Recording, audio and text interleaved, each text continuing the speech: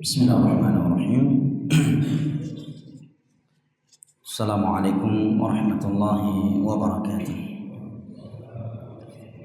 Alhamdulillah, wassalatu wassalamu ala rasulillah wa ala alihi wa sahbihi wa sallama tasliman katsira, amma ba'd.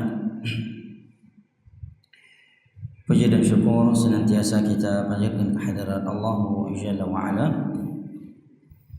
yang telah berfirman, wa in ta'uddu ni'matallahi la tuhsuha innal insana lazalumun kafar. Dan kalaulah kalian ingin menghitung-hitung akan nikmat Allah atas kalian, la tuhsuha, janganlah kalian, nescaya kalian tidak akan mampu menghitungnya. Innal insana lazalumun kafar, sesungguhnya manusia itu pelaku kezaliman dan kekufuran. Alhamdulillah, berkat nikmat kesehatan dan kesempatan, setelah hidayah taufiknya, sama-sama kita telah melaksanakan ibadah salat subuh berjamaah di rumahnya yang mulia ini, dan kita memohon kepadanya, Rabbana taqabbal minna innaka antas sami'ul alim. Salawat beserta salam senantiasa kita sanjung sajikan kepada Nabi besar kita, keluarga dan segenap sahabat-sahabat beliau yang telah bersabda, inna athqalas salati 'alal munafiqin salatul isya'i wa salatul fajr walau ya'lamuna ma fihima la atawhuma walau habwa. Sesungguhnya salat yang paling berat bagi orang-orang munafik adalah salat isya dan salat subuh. Dan kalaulah mereka mengetahui keutamaan pergi melaksanakan salat isya dan subuh, la atawhuma walau habwa, niscaya mereka akan pergi melaksanakannya sekalipun mereka harus merangkak. Jamaah yang dimuliakan Allah rahimani wa rahimakumullah, kita lanjutkan kembali kajian kita kitab Al-I'tisam karya Imam Asy-Syatibi rahimahullahu taala, salah satu ulama besar dalam mazhab Asy-Syafi'i rahimahullahu taala. Ini pertemuan keberapa sudah? Majelis keberapa ini? Ada ingat nah? Yang ketiga ya. Majelis yang pertama, seingat saya kita telah menyimak apa yang telah diuraikan oleh Imam Asy-Syatibi, kondisi sunnah dan bid'ah di akhir zaman. Kemudian beberapa faedah dari beliau ketika mensyarah hadis Nabi sallallahu alaihi wasallam, badal Islamu ghariban wa sayaudu kama bada'a ghariban fatuba lil ghuraba. Islam ini diawali dengan keasingan dan akan kembali menjadi asing di akhir zaman, maka bahagialah orang-orang syurga bagi orang-orang yang ghuraba. Maka telah kita simak dari beliau apa yang dimaksud oleh Nabi sallallahu alaihi wasallam al-ghuraba dan beberapa nasihat beliau untuk para ghuraba. Nah, serta kaidah memahami sunnah dan bid'ah dengan memahami definisi salah satu dari keduanya. Kemudian di majelis yang kedua telah kita simak pula penjelasan uraian penulis rahimahullahu taala dalil dari sisi logika yang menunjukkan tercelanya perbuatan bid'ah, dan juga dalil dari sisi Al-Qur'anul Karim yang insyaallah taala pada hari ini kita akan menyimak, memperhatikan seksama uraian penulis rahimahullahu taala beberapa hadis Nabi sallallahu alaihi wasallam yang menerangkan kepada kita tercelanya perbuatan bid'ah. Yang pertama, kata beliau, ma jaa fil ahadits al-manqul an Rasulillah sallallahu alaihi wasallam wa hiya katsiratun takadu tafutu al-hasr illa anna nadhkuru minha ma tayassara mimma yadullu ala al-baqi wa nataharra fi dhalika bihaulillah ma huwa aqrabu ila as-sihhah. Kata Imam Asy-Syatibi rahimahullahu taala, hadis-hadis yang telah diriwayatkan dari Nabi sallallahu alaihi wasallam yang menerangkan kepada kita buruknya bid'ah itu amatlah banyak. Hampir-hampir tidak bisa dihitung berapa jumlahnya. Hanya saja pada kitab kita ini kita akan sebutkan secara ringkas atau beberapa hadis yang mudah, yang hadis-hadis tersebut mewakili hadis-hadis lainnya, dan kita pilih hadis yang paling sahih dari hadis-hadis tersebut. Hadis yang pertama kata beliau, ma fi sahih, itu hadis yang diriwayatkan oleh Al-Imam Al-Bukhari dan Muslim min hadits Aisyah radhiyallahu anha anin Nabi sallallahu alaihi wasallam qala man ahdatha fi amrina hadha ma laysa minhu fahuwa rad. Barang siapa yang melakukan mengada-adakan perkara baru dalam urusan kaminya Nabi sallallahu alaihi wasallam apa? Tentunya adalah agama. Ya, tentunya adalah agama. Ma laysa minhu fahuwa rad.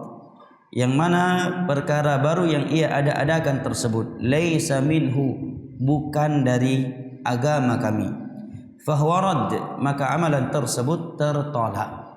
Wa fi riwayat Muslim, dalam riwayat Imam Muslim, man amila amalan laysa alaihi amruna fahuwa rad, dengan lafaz, dengan konteks, barang siapa yang melakukan sebuah amalan yang tidak ada tuntunan dari kami, maka amalan tersebut tertolak. Para ulama menyebutkan sesuai dengan tuntunan Nabi sallallahu alaihi wasallam itu dari beberapa sisi. Yang pertama dari sisi as-sababiyah, sebabnya. Sebab ia melakukan ibadah tersebut harus ada tuntunan dari Nabi sallallahu alaihi wasallam. Ini yang pertama. Contohnya misalkan seorang salat 2 rakaat ketika masuk ke dalam masjid, sebabnya apa? Masuk ke dalam masjid sebelum ia duduk. Dalilnya ada hadis Abi Qatadah dalam riwayat Al-Imam Al-Bukhari dan Muslim, di mana Nabi sallallahu alaihi wasallam bersabda, "Idza dakhala ahadukumul masjid fala yajlis hatta yarka'a rak'atain." Apabila salah satu di antara kalian masuk masjid, maka janganlah dia duduk kecuali dia telah salat 2 rakaat. Sebabnya masuk masjid. Nah, kemudian ada orang yang melakukan suatu ibadah dengan sebuah sebab yang tidak ada tuntunan dari Nabi sallallahu alaihi wasallam, maka amalan tersebut tertolak. Contohnya, dia salat 2 rakaat sebelum masuk rumah, atau pas masuk rumah sebelum duduk, dengan alasan sebabnya saya masuk rumah dan belum duduk. Kita katakan maka ini bid'ah karena sebabnya tidak ada tuntunan dari Nabi sallallahu alaihi wasallam. As-sababiyah. Nah, yang kedua adalah al-kaifiyah. Caranya harus sesuai dengan cara yang telah dituntun oleh Nabi sallallahu alaihi wasallam. Yang ketiga adalah al-adadiyah. Nominalnya. Nominalnya harus sesuai dengan nominal yang telah ditentukan oleh Rasulullah sallallahu alaihi wasallam. Yang keempat adalah az-zamaniyah, dari sisi waktunya. Waktu ibadah tersebut harus sesuai dengan waktu yang telah ditetapkan oleh Rasulullah sallallahu alaihi wasallam. Dan yang kelima adalah dari sisi al-makaniyah, tempatnya. Jangan sampai dia melakukan suatu ibadah di luar tempat yang telah ditentukan oleh Rasulullah sallallahu alaihi wasallam seperti haji dan umrah. Nah. Ini hadis yang pertama. Dari hadis ini dapat kita ketahui konyolnya alasan sebagian orang ketika disampaikan kepadanya ayat-ayat dan hadis-hadis serta ucapan ulama salaf tentang bid'ah. Dia katakan mio bid'ah be tu ka pakai matoli kai unta matang idro ko bene le pesawat haji. Ini jawaban yang konyol. Andai kata yang melakukannya orang yang tidak belajar, maka itu lumrah. Tetapi terkadang ucapan-ucapan yang seperti itu muncul dan keluar dari orang-orang yang telah berpendidikan agama. Ini yang aneh. Jelas-jelas Nabi menyatakan dalam urusan kami, artinya dalam urusan agama. Adapun dalam urusan dunia, Nabi sallallahu alaihi wasallam telah bersabda, "Antum a'lamu bi umuri dunyakum." Kalian lebih tahu tentang urusan agama kalian daripada aku, selama tidak bertentangan dengan hukum Allah. Walladzi khalaqa lakum ma fil ardi jami'a. Hukum asal dalam urusan dunia adalah kebolehan, ya, bukan keharaman. Kapan kita mulai melakukannya, meninggalkannya? Tatkala kita telah mengetahui bahwa perkara tersebut adalah perkara yang haram dan kita tidak mengetahuinya kecuali dengan menuntut ilmu agama, dan itu sebuah kewajiban. Nah, ini hadis yang pertama. Hadis yang kedua kata beliau, wa kharraja Muslimun an Jabir bin Abdullah radhiyallahu anhuma anna Rasulullah sallallahu alaihi wasallam kana yaqulu fi khutbatihi amma ba'd fa inna khairal hadits kitabullah wa khairal hadi hadi Muhammadin wa syarrul umuri muhdatsatuha wa kullu bid'atin dhalalah.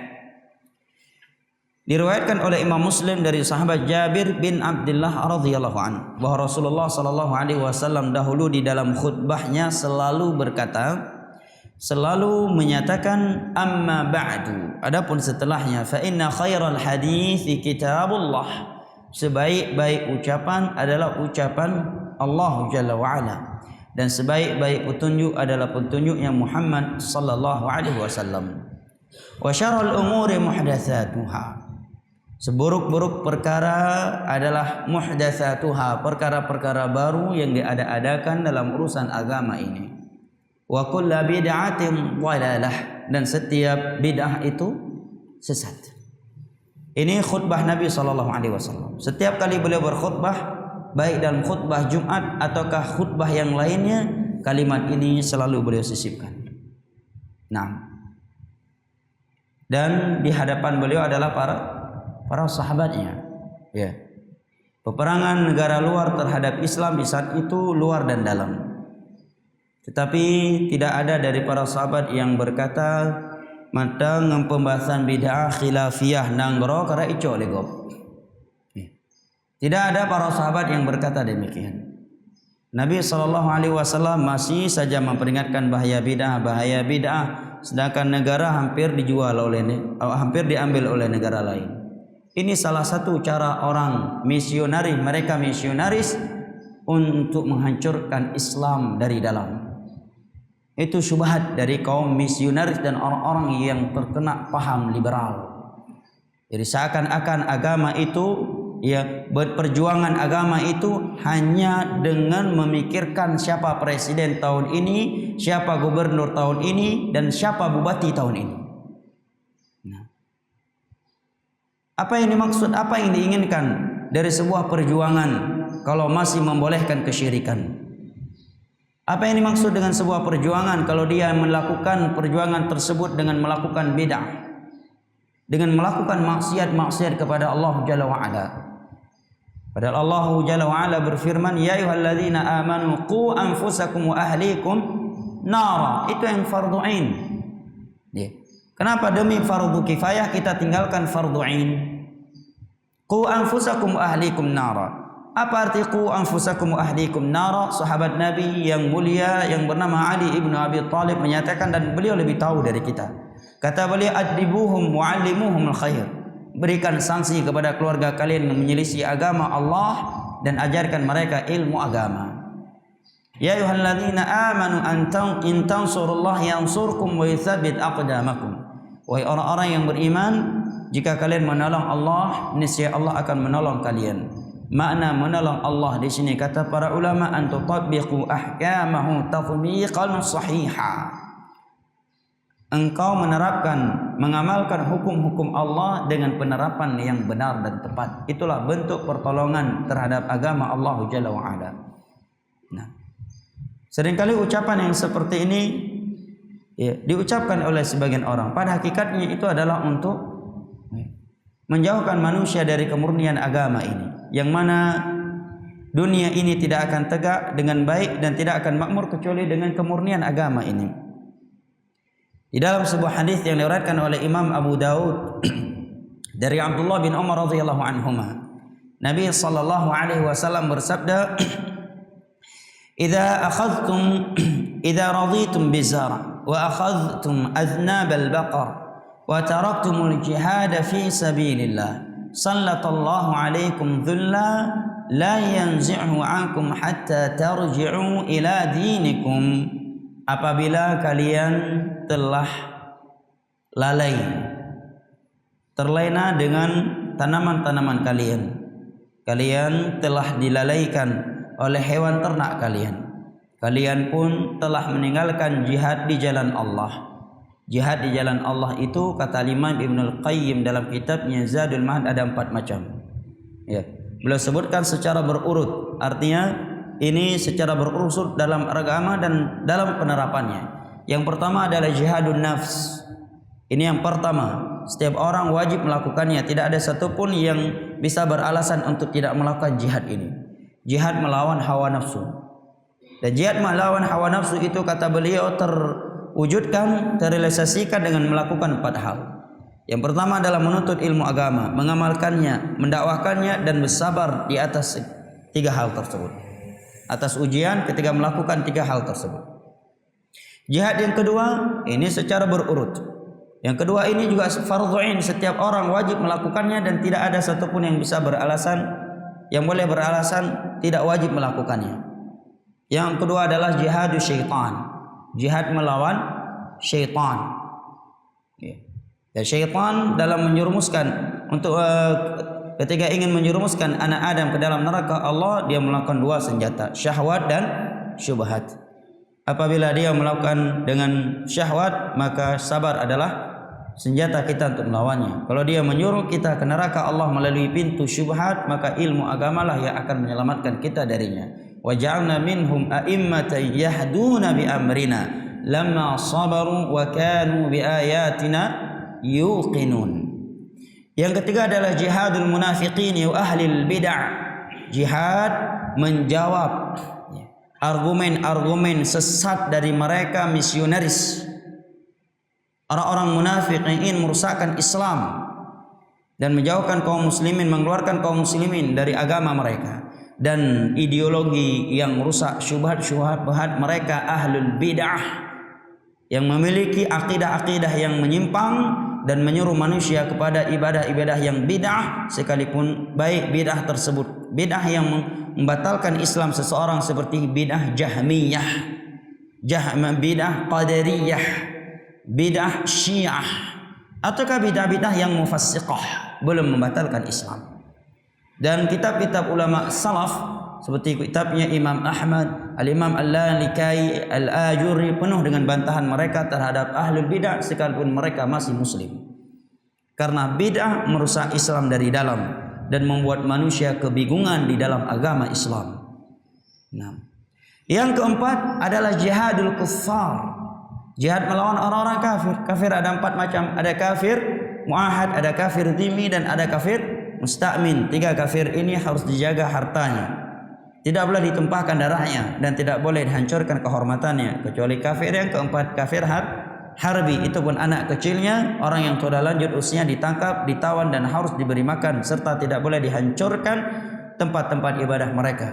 Ini kafir yang keempat. Dan jihad melawan orang-orang kafir terbagi menjadi 2, ada jihadul ghuyum dan ada jihadul mudafa'ah. Jihad kita yang mengawalinya tatkala syarat-syaratnya telah terpenuhi, dan yang kedua adalah jihadul mudafa'ah, bela diri.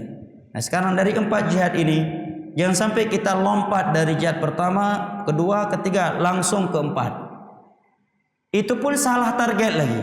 Mestinya jihad kafir harbi ia utarakan malah kepada muslim, dengan alasan dia zalim. Udah loncat dari jihad 1, 2, 3 langsung ke 4, salah orang lagi. Yang keempat jihad melawan kafir. Itu pun kafir harbi. Ini sebab karena tidak memahami ilmu agama. Nah, ini 4 model jihad. Yang pertama fardhu ain, yang kedua fardhu ain. Jihadul munafiqin ketika tugasnya para ulama yang memiliki ilmu agama. Ya. Yang keempat jihadul kuffar, bisa fardhu kifayah dan bisa fardhu ain sesuai dengan syarat-syaratnya. Nah, ini ucapan-ucapan yang terkadang sebagian orang termakan dengannya. Ya. Sampai kapan kita bahas bid'ah, bahaya bid'ah, ini itu, ya. Kesannya apa? Kesannya ya bahwa pembahasan yang seperti itu bukanlah pembahasan yang layak untuk dibahas. Karena Nabi membahasnya setiap khutbah Jumat. Ya. Di masa itu beliau diperangi oleh orang-orang musyrik yang ada di Madinah maupun yang ada di luar Madinah, Yahudi dan Nasrani sampingnya. Kenapa? Karena memang inilah inti agama kita. Ya. Jangan sampai kita punya kuantitas tetapi tidak memiliki kualitas. Badar 300 lawan 1000 orang menang. Kenapa? Kualitas. Hunain ya 12.000 kurang lebih kaum muslimin melawan kaum musyrikin yang lebih sedikit jumlahnya dan kekuatannya, kalah. Kenapa Allah sebutkan sebabnya? Wa yauma Hunainin id a'jabatkum kathratukum, karena ada sifat ujub dari segelintir kalian. Falam tughni ankum syai'a wa dhaqat 'alaikumul ardu bima rahubat thumma wallaitum mudbirin. Nah, maka kata Nabi SAW, apabila kalian terlena, terbuai dengan tanaman kalian, hewan ternak kalian, dan telah meninggalkan 4 jihad, jihad di jalan Allah. Ingat ya, jihad dalam agama kita ada 4 model, ya, 4 macam jihad, dan itu berurutan dalam pelaksanaannya. Nah, maka kata Nabi SAW, Allah akan turunkan kehinaan untuk kalian, kekalahan untuk kalian. Sampai kapan? Hatta tarji'u ila dinikum, hingga kalian kembali ke agama kalian, baru Allah muliakan kalian. Syirik apakah bagian dari agama kita? Demi Allah bukan. Bidah apakah bagian dari agama kita? Demi Allah bukan. Musik dari agama kita? Bukan. Campur baur perempuan dan laki-laki tanpa kondisi yang darurat, ya, apakah itu bagian dari agama kita? Bukan. Caci makian terhadap kaum muslimin, itu bagian dari agama kita? Bukan. Jadi kenapa itu dinamakan bentuk perjuangan untuk Islam? Dari sisi mananya? Hatta tarji'u ila dinikum, sampai kalian kembali ke agama kalian. Dan itu adalah trik orang-orang syaitan menipu kita, ya, orang-orang kafir, untuk menipu kita agar kaum muslimin, ya, mereka tertipu dengan suatu aksi yang mereka menyangka itu adalah bentuk pembelaan, ya, terhadap Islam, padahal itu adalah sebab kehancuran dunia dan akhirat mereka yang diharapkan dan yang telah diprogramkan oleh orang-orang kafir. Dan kita sedang membahas kaidah umum.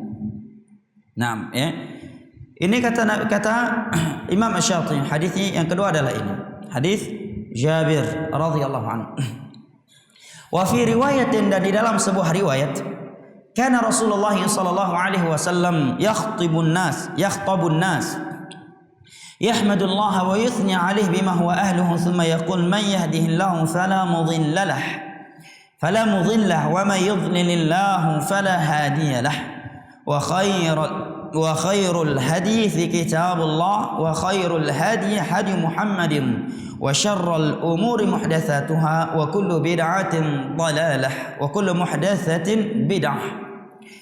Dalam riwayat Imam Muslim juga dengan konteks bahwa Jabir menyatakan dahulu Rasulullah sallallahu alaihi wasallam selalu ketika berkhutbah kepada manusia, di depan manusia, beliau memuji Allah, menyanjungi Allah Jalla wa'ala dengan sesuatu yang itu haknya Allah. Kemudian beliau berkata, barang siapa yang diberikan hidayah oleh Allah, maka tidak akan ada yang mampu menyesatkannya.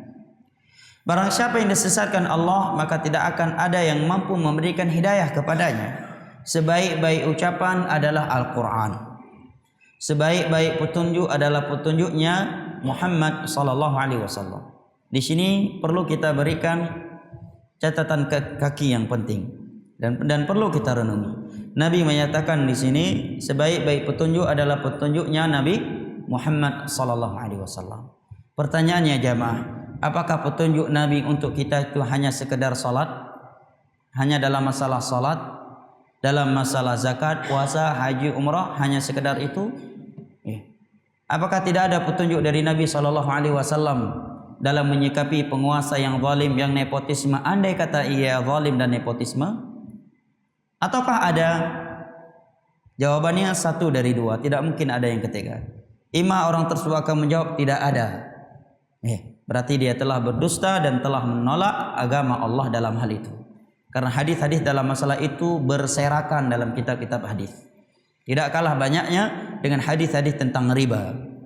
Bahkan lebih banyak hadis tentang ini daripada hadis tentang riba. Kenapa dalam bab riba kita menerimanya, dalam bab ini kita tidak menerimanya?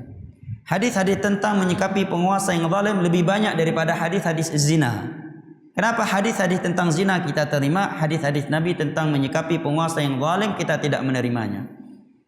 Ya, dan kita mentakwilnya. Nah, atau dia menjawab ada, ya kalau ada silakan bahas, sampaikan kepada kaum muslimin dan terapkan. Nah, sebaik-baik petunjuk adalah petunjuknya Nabi sallallahu alaihi wasallam. Ingat, kita umat Nabi Muhammad, kita bukan umat politik. Kita bukan umat partai tertentu. Kita bukan umat organisasi tertentu. Kita bukan umat nomor 1 atau nomor 2. Kita adalah umat Nabi sallallahu alaihi wasallam yang setiap kali kita berkata, berucap, bersikap, hendaknya Al-Quran dan hadis adalah petunjuk, pedoman bagi kita. Nah, ini hendaknya menjadi prinsip kita. Apabila ini prinsip kita, dimanapun dan kapanpun kita enggak akan pernah sesat dan tidak akan terbawa dengan seruan manusia yang telah diikuti oleh mayoritas manusia. Karena itu janji dari Nabi SAW, lan tadhillu ba'di ma tamassaktum bihima. Kalian tidak akan pernah sesat selama-lamanya setelah aku meninggal kalau kalian masih berpegang teguh dengan Al-Quran dan hadisku. Tentunya dengan pemahaman para sahabat Nabi. Inilah yang menyelamatkan manusia dari berbagai seruan kesesatan, dari berbagai syubhat. Apabila dia masih kokoh di atas Al-Quran dan hadis dengan pemahaman para salaf, langsung ya ada pagarnya. Setiap ada masuk syubhat bertentangan dengan ini, membal. Masuk syubhat dari kiri bertentangan dengan pagar ini, membal. Datang syubhat dari depan bertentangan dengan prinsip ini, membal. Datang syubhat dari belakang, membal juga. Karena prinsipnya adalah ini. Dan itu berita dari Nabi, ma tamassaktum bihima. Selama kalian masih berpegang teguh dengan Al-Quran dan hadis dengan pemahaman para sahabat beliau, kalian enggak akan pernah sesat selama-lamanya. Dan itu adalah hidayah dan keutamaan yang Allah berikan kepada sebagian hambanya. Nah, kemudian Nabi menyatakan sebaik-baik sejelek-jelek perkara adalah perkara-perkara yang baru yang diadakan dalam urusan agama, dan setiap perkara baru yang diadakan dalam urusan agama adalah bid'ah. Siapa yang berkata? Adalah Nabi sallallahu alaihi wasallam. Ya, kalau ada yang berkata kahana bindung bid'ah na yang atana tinggal pegah ba Nabi tinggal huruf kiamat, pak kahana gerinci itu kalau meninggal itu. Ya. Tinggal pegah ba Nabi. Wahai Rasulullah, bid'ah itu kan ada yang hasanah. Kenapa anda katakan semuanya bid'ah? Mestinya sebelum anda meninggal, anda sampaikan dulu bahwa bid'ah itu ada yang hasanah, baik memakai masyarakat.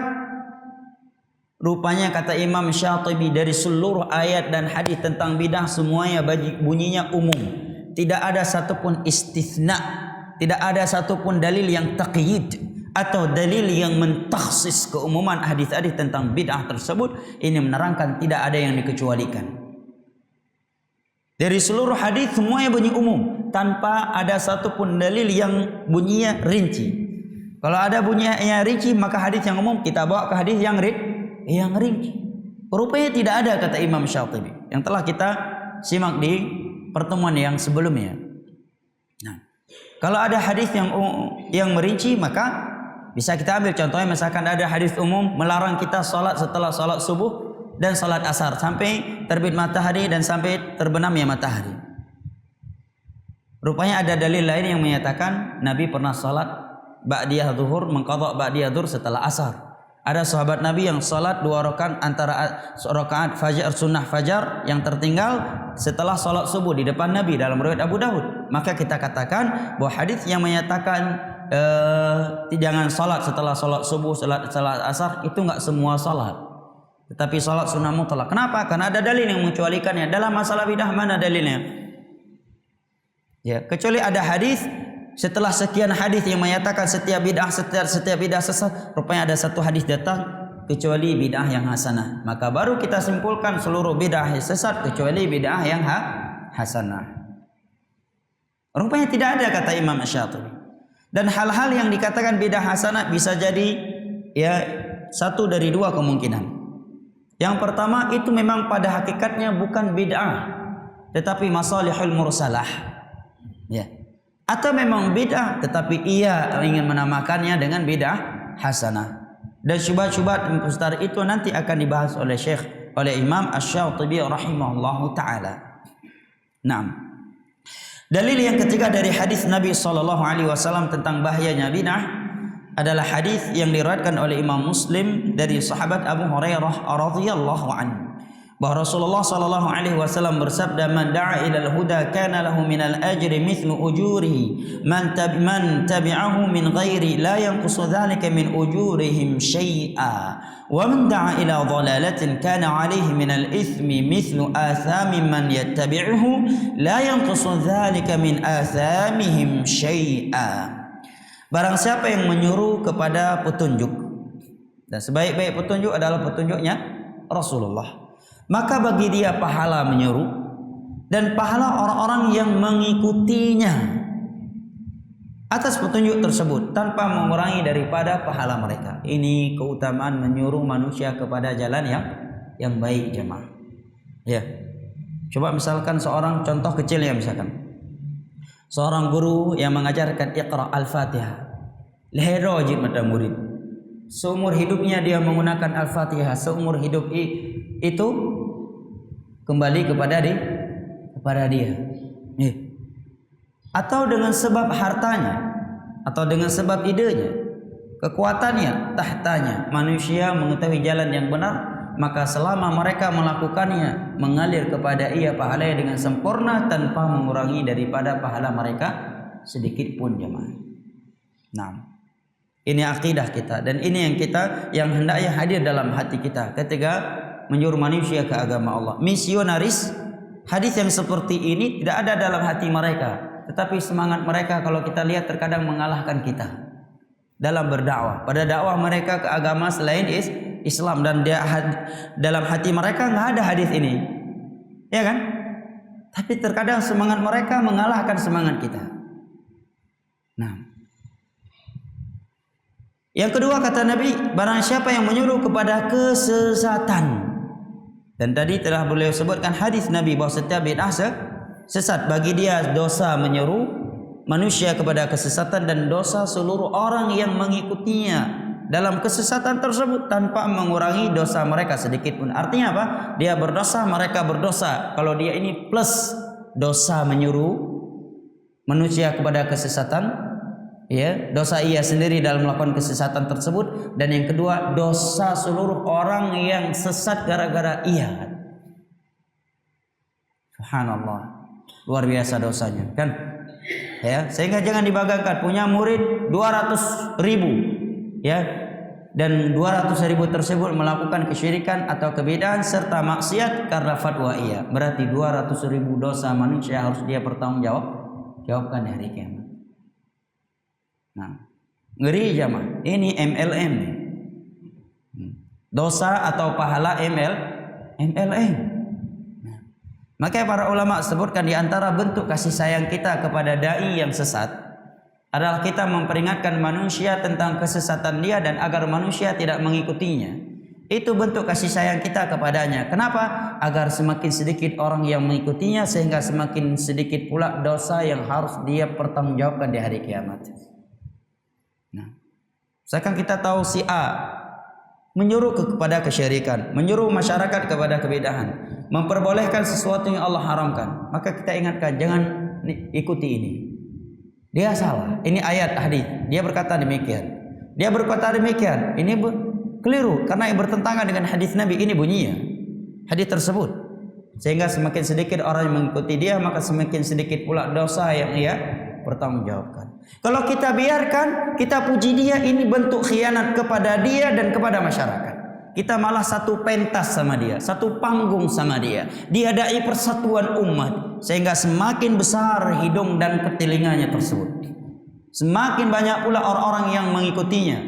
Ini adalah bentuk khianat kepada dia dan kepada masyarakatnya. Itu bukan bentuk cinta. Justru orang yang memperingatkan dia ini sesat adalah orang yang cinta kepada dia dan kepada masyarakat. Hanya saja amat sedikit manusia yang memahami hal ini.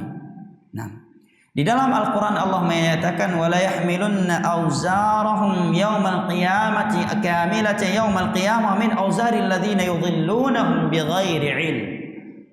Orang-orang yang menyuruh kepada kesesatan, dia akan mempertanggungjawabkan dosanya di hari kiamat dengan sempurna, dan seluruh dosa orang-orang yang telah sesat sebab dia tanpa ilmu agama.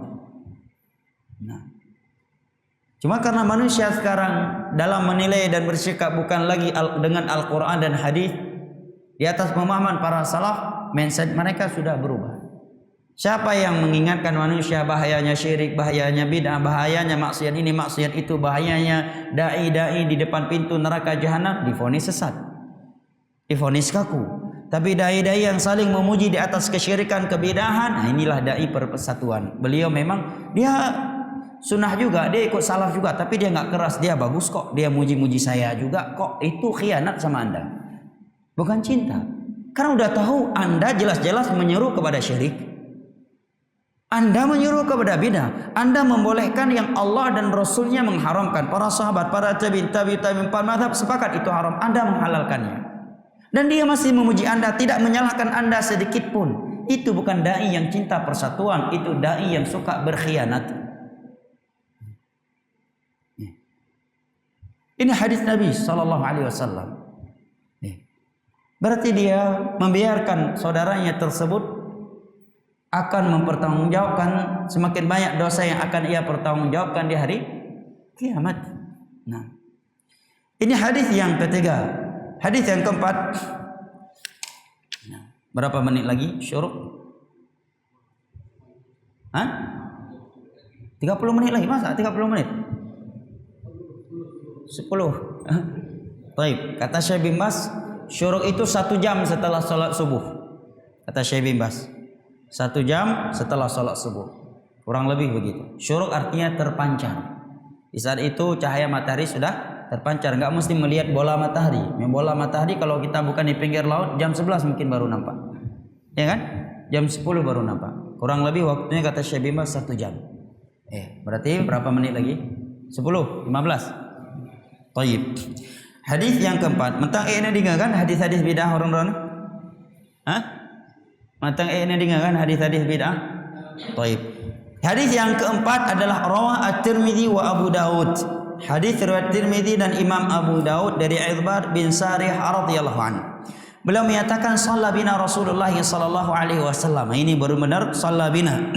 Shalla bina Rasulullah sallallahu alaihi wasallam dzata yaumin thumma aqbala alaina fa wa'adhana mau'izatan balighatan dharafat minha al-'uyun wa wajilat minha al-qulub. Tapi ini bukan dari Jabir, dari sahabat Irbad bin Sariyah radhiyallahu anhu. Shalla bina. Suatu ketika Rasulullah sallallahu alaihi wasallam salat mengimami kami. Dalam riwayat yang lain disebutkan salat subuh. Sini tidak boleh disebutkan. Ya, dalam riwayat yang lain disebutkan salat subuh. Setelah salat subuh, Nabi langsung menghadap ke kami. Dan ini akhlak imam ya. Sebagian imam enggak menghadap ke makmumnya. Ini kekeliruan. Sunnah Nabi, bimbingan Nabi seorang imam, begitu selesai salam mengucapkan astaghfirullah, astaghfirullah, astaghfirullah, Allahumma anta salam wa minka salam tabarakta ya dzal jalali wal ikram, langsung menghadap ke makmum. Bukan ke kanan, ke kiri atau miring, ya, langsung ke makmum. Hanya saja dia berpaling ke arah makmum melalui badannya, dia balik dari kanan atau dari kiri. Dua-duanya ada dilakukan oleh Nabi, namun paling sering Nabi berpaling dari arah kanan. Ya. Itu maksudnya. Sebagian orang keliru memahami arah kanan atau arah kiri. Dia pahaminya duduk ke kanan atau ke arah kiri. Ini keliru. Nabi menghadap ke makmum, cuma ketika ingin menghadap ke makmum beliau balik dari arah kanan atau arah kiri. Pernah kedua-duanya. Dua-duanya pernah dilakukan oleh Nabi, namun yang paling sering melalui arah kanan. Bukan menduduk menghadap kanan. Nah, malai Ustaz, menghadap ke makmum. Beda imam punya malai. Ya. Jangan tanggung-tanggung terakas. Hai pun malah dah ada orang, ya kan? Sunnah Nabi menghadap ke arah makmum. Bahkan kata Syekh Utsaimin, kalau dia tetap menghadap ke kiblat, ini khawatirnya masuk ke dalam larangan hadis Nabi wala tadabaru. Janganlah kalian saling membelakangi. Karena membelakangi dalam hadis ini mencakup membelakangi hissi dan maknawi. Malah dikhawatirkan itu jatuh ke dalam larangan hadis Nabi ini, dia belakangi makmumnya. Ya, itu malah khawatir jatuh ke dalam sifat sombong. Ipelikut, larang tanya wajah dipelikut kan cukup anak kan? Ipelikut deh. Ya, nyaka bahasa anak kan? Dia berikan punggungnya ke jamaahnya. Nah, ini adab seorang imam salat ya. Ketika Nabi selesai salat subuh, maka beliau langsung menghadap ke kami kemudian menyampaikan mau'izah yang sangat berkesan, yang sangat mengesankan. Membuat kami menangis dan hati-hati kami bergetar. Maka ada di antara kami yang berkata, wahai Rasulullah, kana hadza mau'izatu muaddi. Tangyo ceramah perpisahan, hai Nabi. Artinya para sahabat mengira Nabi akan meninggal karena cukup mengesan, cukup menyentuh mau'izahnya Nabi. Kayaknya ini rasanya seperti ceramah perpisahan wahai Rasulullah. Berikanlah kami wasiat wahai Rasulullah. Ini menunjukkan semangatnya para sahabat Nabi dalam beragama. Sempurnanya mereka dalam menuntut ilmu agama. Maka Nabi pun menyatakan, usikum bi taqwallahi wa sam'i wa ta'ah. Aku menasihati kalian untuk senantiasa bertakwa kepada Allah dimanapun dan kapanpun, bukan hanya dalam masjid. Ya, baik sampai ketika dalam masjid tantang nak izakah hitam pai luar masjid lebih ngetim jip. Demikian jemaah. Baik sampai ketika dalam masjid ingin menginjak semut aja takut dosa.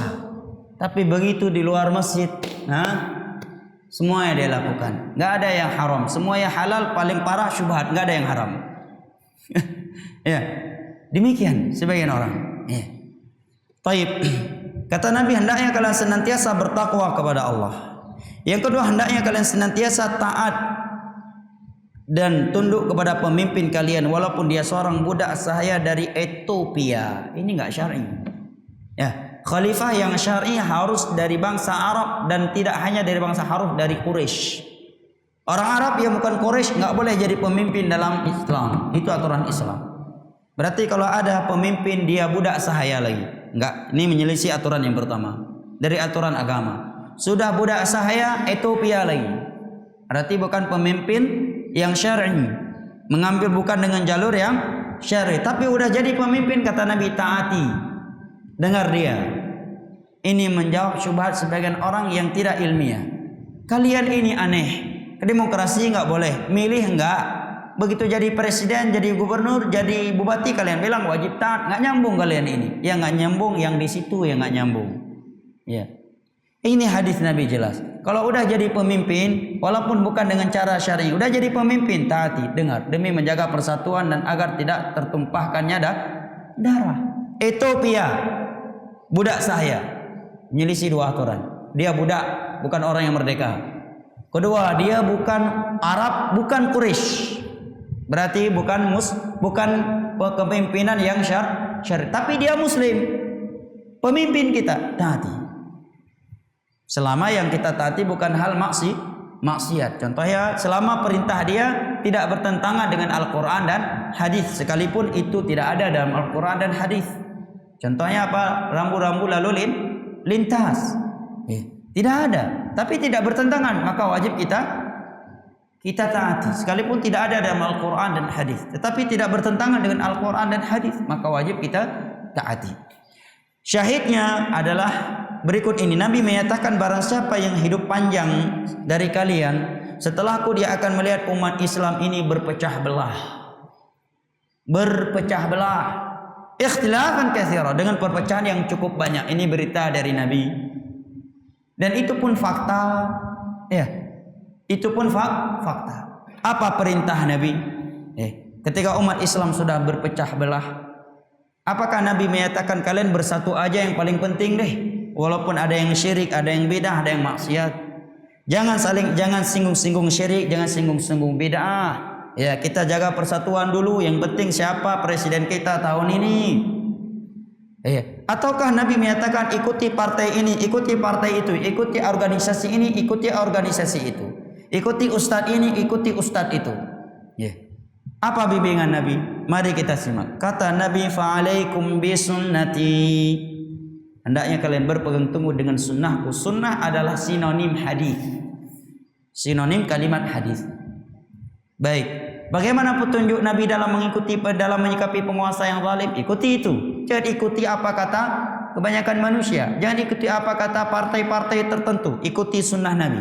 Sudah ada hadis-hadis Nabi tentang menyikapi penguasa yang zalim, penguasa yang nepotisme. Jangan sesatkan manusia dari itu. Wa sunnatul khulafa'ir rasyidin al-mahdiin, dan petunjuknya jalannya khulafa ar-rasyidun yang telah mendapatkan bimbingan dan petunjuk. Petunjuk mereka juga jelas dalam masalah syirik, dalam masalah bidah, dalam masalah maksiat. Tamassaku biha, hendaknya kalian berpegang teguh dengan sunnahku, dan gigitlah ia dengan gigi geraham kalian. Syahidnya kata Nabi, dan jauhilah oleh kalian setiap perkara-perkara baru dalam urusan agama.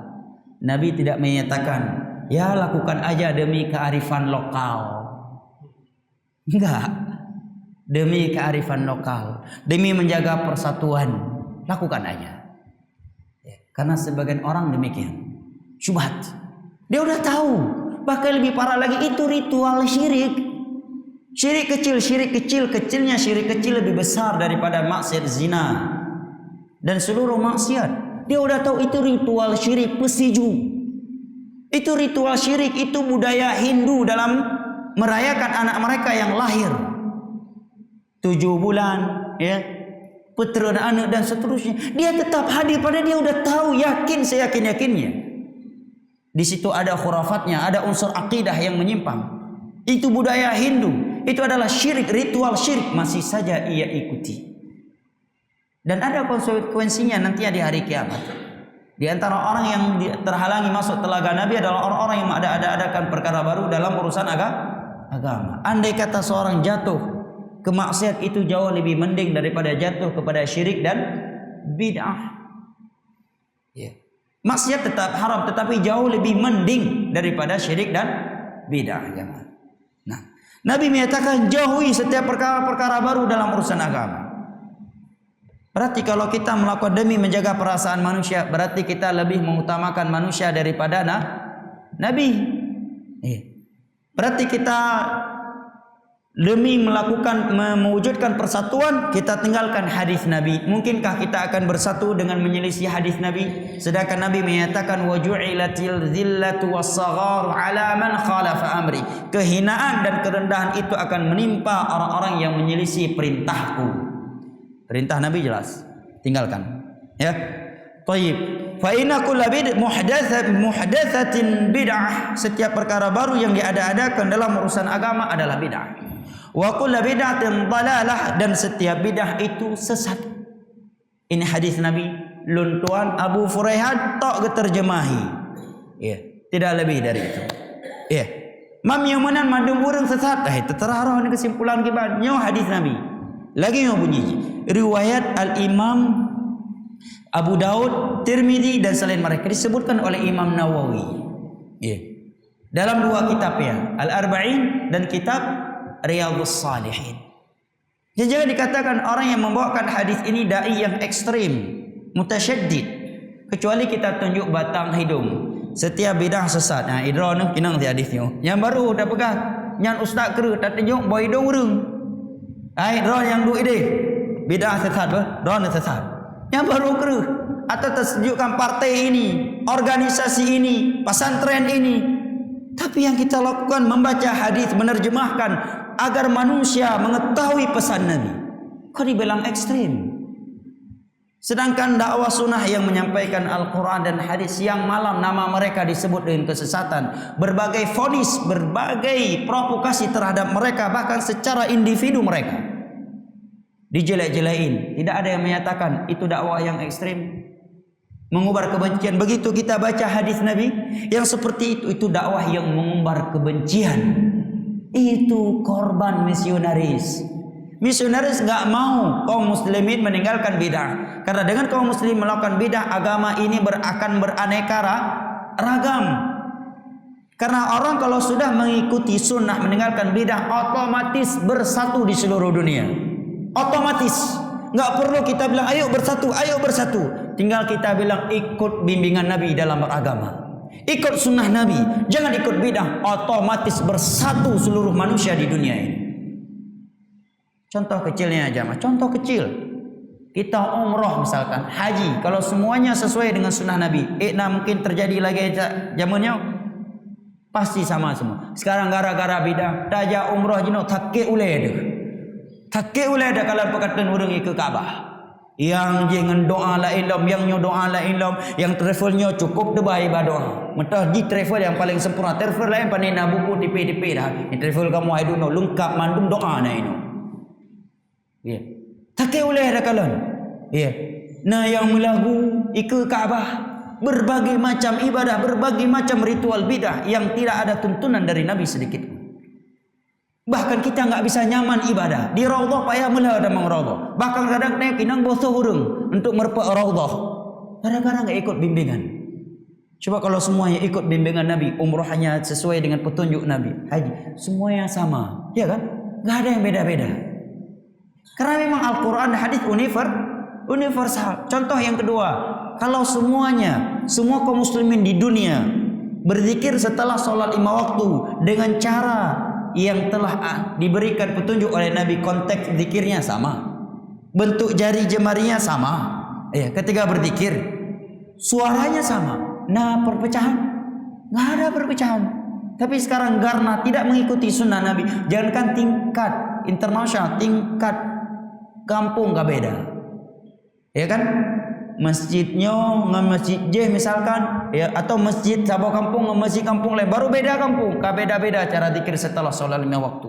Nah, yang karena hanya ke masjid kanto menanle solat langsung selawat. Nah, yang panjang, nah yang sampai zikir maghrib sampai isya 4 lebak dia maghrib. Hana lebak dia maghrib. Sehingga dia enggak dapat lagi keutamaan melakukan solat sunnah 12 rakaat rawatib yang akan dibangunkan rumah untuknya. Kalau untuk zikir menjelang isya baru selesai. Kapan melakukan ba'diyah maghrib? Kapan?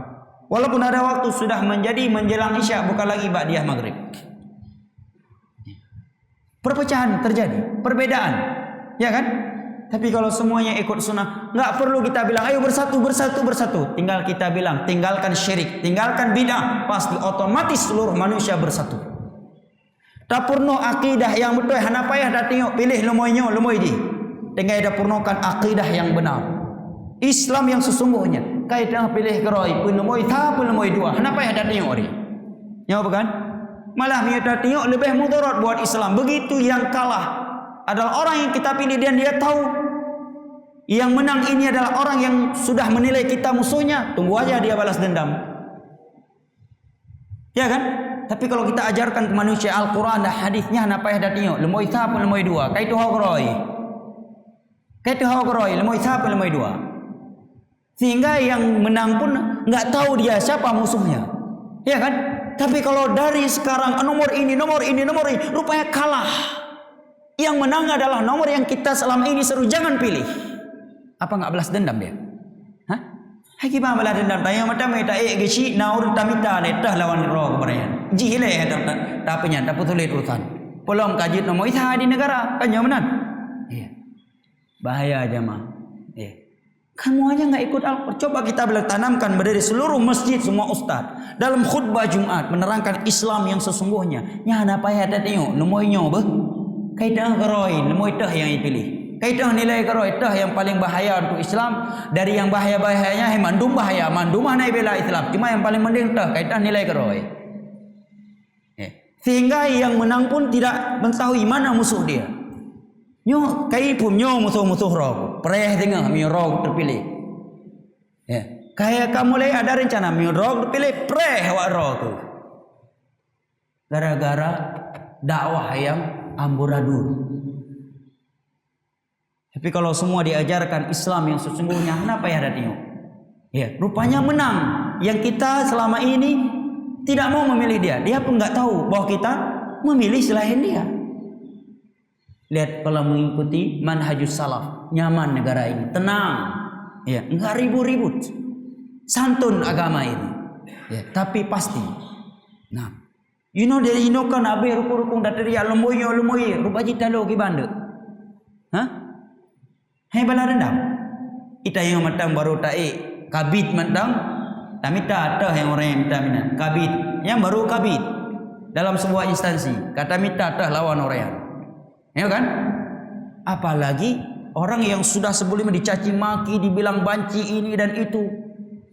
Tapi kalau kita ajarkan Islam yang sesungguhnya, nya apa ya datanya wahai lemoinyo bah lemoy je bah kait pun merpa naur ngi ajuk peng kaum pum hadis Nabi tentang sogok menyogok, ya kan? Naur ngi ajuk peng lemoinyo kaitan hadis Nabi, kait dengan hadis Nabi enggak boleh menerima pemberian yang tidak tulus dari hatinya, ya kan? Oh ji likut nyo partai tika jelah untuk Islam ke bah kenapa ya pegale dapurno ajaran Islam yang betul nyan ke modal dan yang akan memberi bimbingan, yang akan membimbing dia pilih nomor ini atau nomor itu andai kata memilih. Jelas Ini jamaah Islam yang sesungguhnya. Maka kata Nabi sallallahu maka ini 4 hadis yang disebutkan oleh Imam Asy-Syatibi ya tentang bidah dan sisa beberapa hadis lagi serta beberapa ucapan ulama salaf yang akan kita lanjutkan pada pertemuan mendatang dari kitab Al-I'tisam karya Imam Asy-Syatibi rahimahullahu taala ini. Sudah masuk syurut atau ada hal yang mau didiskusikan? Sudah masuk? Cukup? Baik, saya kira sampai di sini dan alhamdulillah.